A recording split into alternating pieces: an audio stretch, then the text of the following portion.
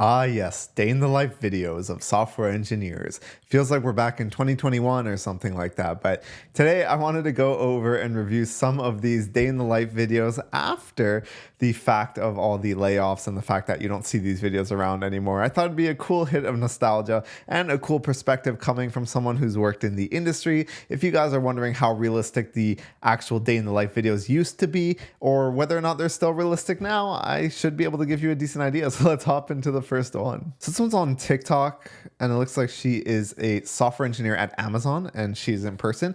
And my wife was actually a software engineer at Amazon. So let's see how it pairs up. Welcome to a day in the life of a software engineer at Amazon. Today I unfortunately woke up from sleep and had to face the day. On the train to work, I spent the time reading this book on the end of the universe because, you know, life is kind of short. I bashed into the office and grabbed my emotional support cup of tea. My day usually consists of a few meetings and coding new features for our team. And before anyone holds a gun at me and says, well, you didn't even show us your code, that's because Jeff Bezos may come for me if I do. Anyway, after... Yeah, I mean, the actual day itself seems pretty normal. You get coffee, you get into the office, wake up early, a few meetings, and then, yeah, this is probably one of the more realistic ones, but let's see what she does now. And she's in the Toronto office, it looks like, if I had to guess. My wife was also in the Toronto office. After work today, I wanted to see some fish, and I can't really explain why, but I went to this aquarium next door and saw a lot of pretty creatures. Except for this one, though. This one had unspoken beef with me for some reason. I went... Okay, has nothing to do with Amazon anymore. Went home, ate some spicy bulldog ramen, and booted up my system. And since I have a bad case of imposter syndrome at work, I'm currently doing an online course on React and Redux to improve my skills. All right, listen. I'm of the opinion if you're going to do stuff that's going to help you at work, it should be sort of like on work hours, or they should like try and maybe subsidize or help you in some sort of way. If you're doing it because you want to learn and you enjoy that stuff and you want to like prepare for maybe getting a better paying job, or maybe you want to start a startup or something, I think it's like an amazing idea. But if you just feel bad about like your performance at your job, a lot of the times maybe you might feel overwhelmed, or you feel like there's just too much stuff going on. It probably has more to do with the company you're at rather than your skill level if you got hired there, if that makes any sense. I know imposter syndrome is a big thing, but yeah, I guess I'm not a fan of like using personal time specifically for things that might help with your company if it's not benefiting you in some other way, or you're not doing it for enjoyment or pure curiosity. After that, I started a new story game called Horizon Zero Dawn to hopefully distract my addiction towards Apex. Alright, it's getting late. See you in the next one. Welcome. Yeah, this seems like just an average day of like working almost any job. You have a few meetings and stuff like that. This is probably one of the best ones in terms of realisticness. Respect Welcome to a day in that. the life of a software engineer in London. Today I took the morning off because I really needed the extra sleep, so I woke up at 11:30 and slowly got myself ready for work.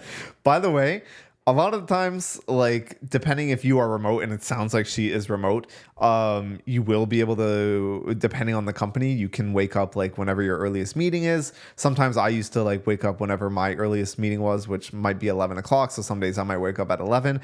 However, like it sort of feels like she's making it sound like the only reason she woke up was 11 because she just felt like it and she got a lot of sleep. Believe me, if you're working at a company, you probably know if you have meetings the next day at an early time or not. You probably know whether or not someone's going to be looking for you in the morning or not. So I feel like she might be playing that up a tiny bit.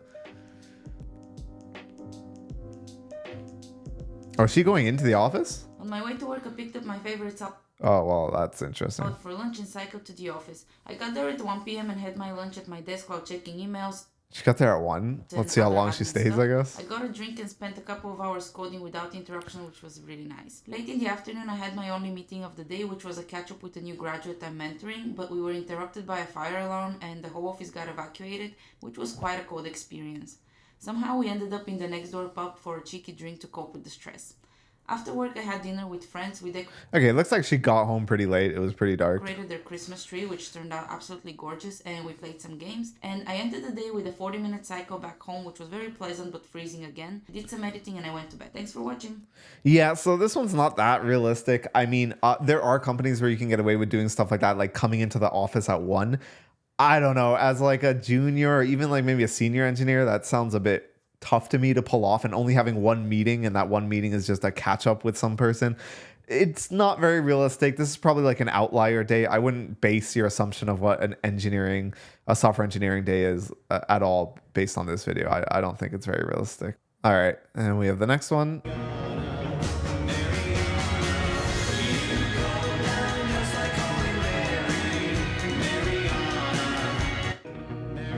Okay, this one's a short one. This is like, I guess, explaining how the ratios of the day.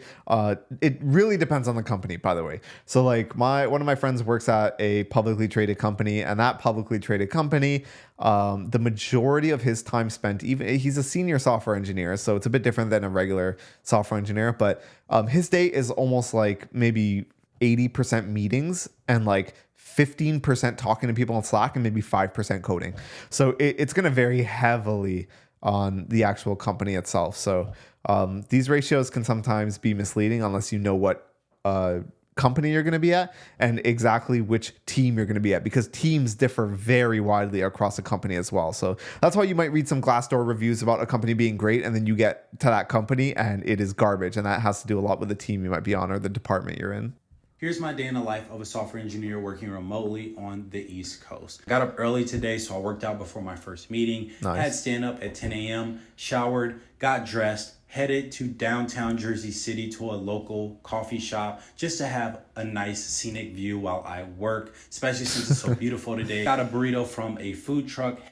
Okay, this guy's label is realistic day in life, and it seems pretty realistic so far. Headed back home, did some pair programming with one of our senior developers, scrubbed through some emails, did some more programming, threw on some lo-fi music on Spotify, and then wrapped up the day by pushing some code. It's interesting. He's a remote engineer, and some of the days it sounds like he goes somewhere else to work. I know a lot of friends that will do this. Like one of my friends, he can't stay in his house while he works. For some reason, he has to go to the coffee shop down the road. Either ways, he just hates being home, whereas I'm the opposite. I only want to just stay at home. I've been a remote developer for 5 years now, and I prefer to just code inside my house. I have like a gym in my basement and stuff like that, so I don't really need to go out for anything other than if I'm going for a run or taking the dog for a walk. But I mean, if you wanted to go work somewhere else and stuff like that just to clear your mind, this is probably what your average day will look like. You will wake up, probably do some work, then at lunchtime go somewhere, get some lunch, work there, and then eventually come back afterwards and finish up your day at home. A day in the life of a software engineer in New York City. Up at 7, I'm an early bird, you see. Personal projects to tackle. Creativity set free. Okay, so it sounds like he does a lot of personal projects and stuff like that before his workday starts. I think he said he got up at 7, yet the next part is 8 a.m. That seems like, I don't know, it seems like to get up, I personally go to the washroom, brush my teeth, maybe get some food or something, drink some water, do some stretching or something. It sounds like he got up and then just straight up went to personal projects for that hour. To work I go, goodbye to wife, run to Subway. Oh, Last he's second in catch, person as well. Deceiving. 9 a.m. office time, stand-up begins. Checking in on work, unblocking obstacles. Software engineer's life, it's a hustle and grind. 10 a.m. breakfast time. I'm intermittent fasting, bug fixing everlasting until code compiles. 1 p.m. lunch break company provides. Skype. Yeah, for lunch break, a lot of companies aren't going to cover your lunch unless it's like a pretty good company. Sometimes they might get it like once every week or once every other week if you're in the office and stuff like that. Or if you're at like Fang, usually they'll cover all your meals. But it's not to be 100% expected. Skyscraper views, dreams came true. Also, I can see this view being like cool the first couple of times. I for one of my companies had to go into New York, and we had like an office like this where it overlooked the city for like 2 weeks, and I was pretty bored by like the second day of seeing the same old like gray buildings every time. But that's just me personally. 2 p.m. back to work, hard work till 4. Pray for strength, then code even more. 6:30, it's a wrap. Wife is here, New York nights, with cyberpunk vibes. We reflect, hit the gym, work out, shower, and write. Journal my thoughts, plan my next fight. And this was... Plan my next fight. I don't know if it's like the style of this guy's content, but he makes the days seem so combative.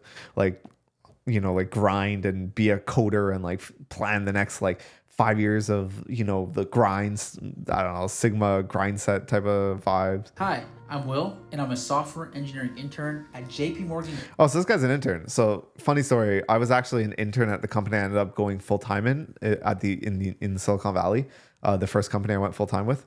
And my life as an intern was 100% different than my life as a full-time engineer. As an intern, they cover your like housing. They got us like a company car for me and my roommate. We had parties all the time. We like pretty much did almost no real work. It was just like a bunch of fun intern events. It was just insane. I think the whole point of being an intern at like a big tech company is they try to like make you drink the Kool-Aid and make you think it's the most amazing place to work. So you actually come back there full time, and they sort of have that grasp on talent. So I'm interested to see what this guy does, because he's in Ohio and I was in the Bay Area in California. Chase in Columbus, Ohio. Come see what it's like to intern here. JP Morgan Chase JP Morgan. has a few offices in the area. Today, I started Oh man, the day in this isn't a Mac. Westerville office. After our morning stand-up meeting and collaborating with other interns, I took a little break to grab a snack and a coffee. The best part of the internship has been the networking and catching conversations with fellow interns, my mentor, and seniors. Okay. I didn't realize this was posted by JP Morgan. Like some intern like just did it for the company, and this is like their marketing thing. Like, wow, come work at JP Morgan. I'm not gonna watch the rest.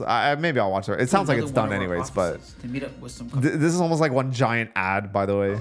I had lunch with Kirsten, a fellow intern, where we chatted about how great things have been on our team and where our progress on our project stands. After another quick coffee run, I hopped on calls and worked on a few key stories for our current sprint. And of course, I ended the day by playing ping pong with some other interns before heading out. Thanks for following along.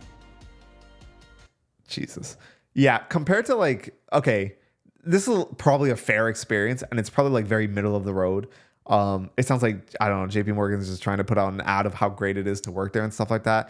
I mean, they're coding on Windows machines, so I'm not sure how much I buy it, but yeah, if you ever do an internship in like the Bay Area, it looks completely different than that. There's no comparison. This is nowhere near as like nice or as fun as it looks. And it doesn't even look like they were allowed to like just wear whatever. They were in like business casual. In the Bay Area, like I would show up to work in like flip-flops as an intern. This one, I think I wouldn't pay too much attention to this. Like the actual representation of like the work breakdown is probably accurate, but like it is probably a lot less happy than that guy made it seem on a day-to-day basis. But that's probably going to be the last one. And if you guys have any ideas of what I could react to next, let me know. I'm trying out a bunch of cool different formats on my channel. As you can probably tell, I'm all open to a bunch of ideas. So I'll see you guys in the next video.